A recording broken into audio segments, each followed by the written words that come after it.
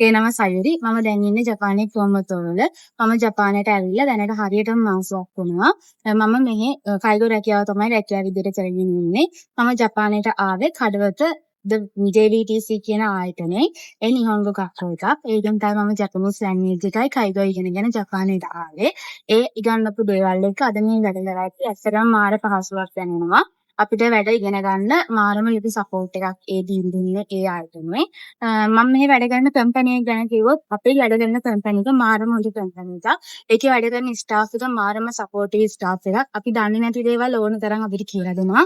අපිට අමතක වෙන දේවල් අපි ආය හදි අපිට කිසිම බයින්නේ නැතුව කිසිම කරදරයක් නැතුව ආපහු එකම දේ 100 පාරක් වෙනත් කියලා දෙන මාරම හොඳ සපෝටිව් ස්ටාෆ් එකක් අපිට ඉන්නේ. ඒ වගේ ස්ටාෆ් එකක් එක්ක වැඩ කරන්න හම්බෙච්ච එකත් ඇත්තටම මාරම ලොකු ලක් එකක්. ඉතින් අපිට ඉන්න ඇකොමඩේෂන් එකේ ඉඳලම අපිට පදින්න බයිසිකලේ නම හැමදේම අපේ කම්පැනි කාරා අපිට ලැබුණා. ඒක හොඳ ආයතනයක් හොයාගන්න පුළුවන් වුණා අපේ JVTC ආයතනයෙන් අපිට දීපු සපෝට් එකකින් හින්දා. ඒකේ සෙන්සර් අපිට දීපු ඒ මඟ පෙන්වීමත් එක්කලා තමයි අපිට ඒ වගේ හොඳ කම්පැනි එකක් හොයාගන්න පුළුවන් වුණේ. ඉන්ටර්විව් එකට දැම්ම දවස් නම් අද වෙනකම්ම අපිට හැමදේම කියලා දීලා අපි යන මාරම් විදිහට හොයලා බලනවා JVTC ආයතනේ. මම ඔයාලටත් කියන්නේ ඔයාලටත් හරිම විදිහට ඉක්මනට ජපාන එන්න ඕන කඩවල තියෙන JVTC ආයතනයත් එක්ක සම්බන්ධ වෙන්න කියලා. ඒකේ සෙන්සර් ඔයාලට හරිම විදිහට ජපාන එන්න ඕනේ පාර කියලා දෙනවා. Heart beats fast, colors